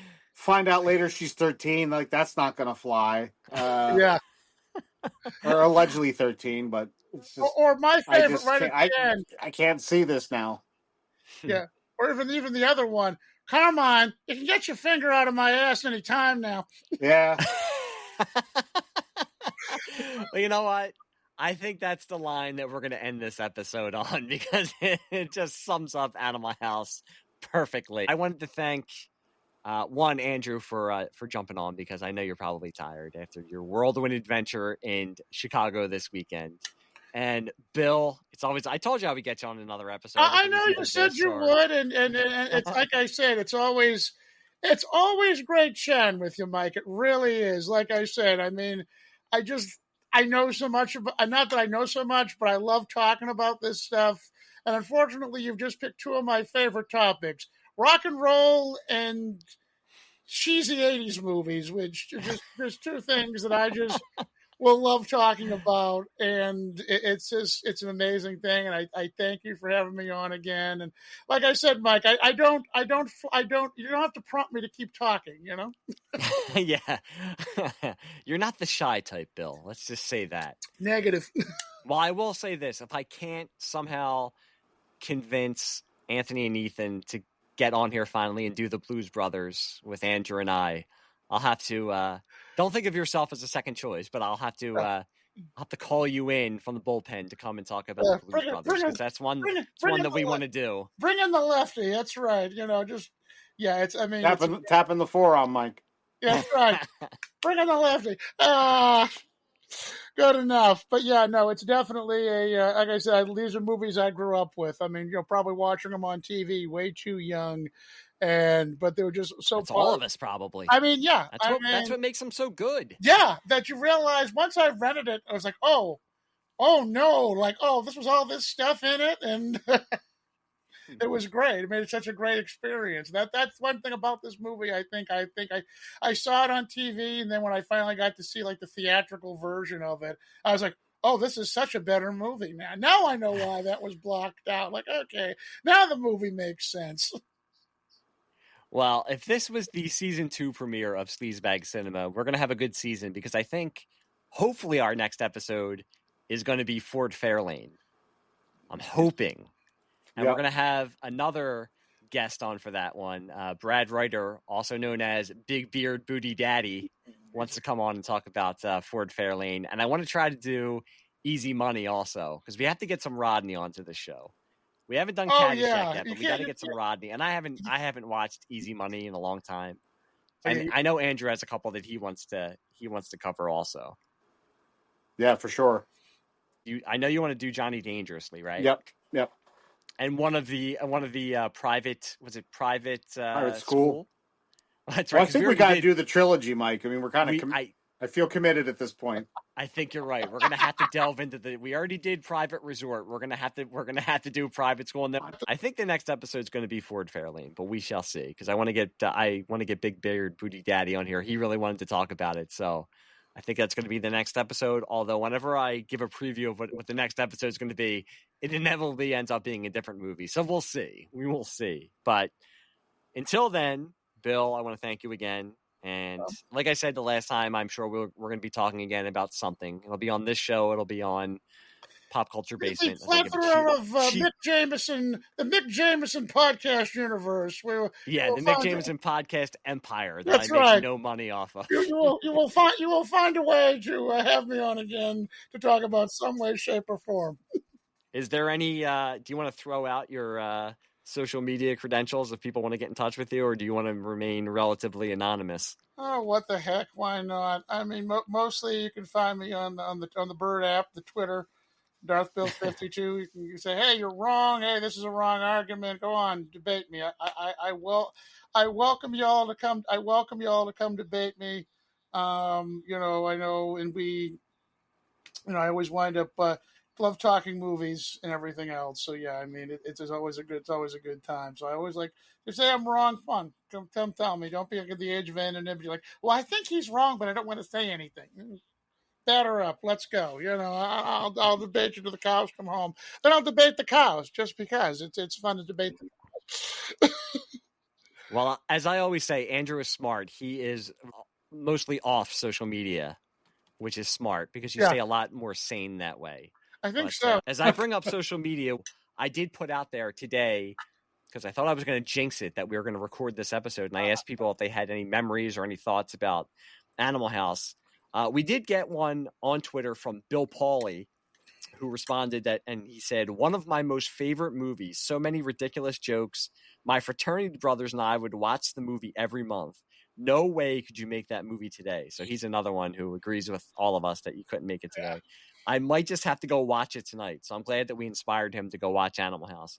And we also had Alexander Burns. Hopefully not Frank. There you go. I was going to say, hopefully not any relation to Frank Burns. No, he's one of my other fellow cult movie hosts. He's one of those guys I somehow now am friends with because of Bill. I blame Bill for this one, but he had a very succinct comment. He just said "toga party."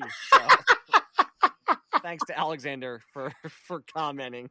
Andrew, thank you again. I know I know you are very tired. You had a very long weekend, a fun weekend, I did. A long weekend. And Bill, I want to thank you again. It was awesome. I love talking to you. I know. I want to thank everybody for commenting. All these people I've somehow accumulated from knowing Bill, and he's getting these people onto our Twitter feed, which is good. And like I said, we are on Twitter at Sleazebag Cinema, so come and look for us there. Give us suggestions on what you want us to cover, and tell us what you think of Animal House, where you think it should be on the Zmed-O-Meter. Maybe you'll have your comment read on a future episode. I know that'll just make people's day. I mean, what else? What else would be the pinnacle of somebody's existence than having their comment read on a 2-bit podcast like this one? And with that, thank you guys again. Thank all of you listeners out there. We will be back, as I say, hopefully very, very soon. But until then, have a great night, and we'll talk to you soon. Bye. Bye, kids. Stole Andrew's line.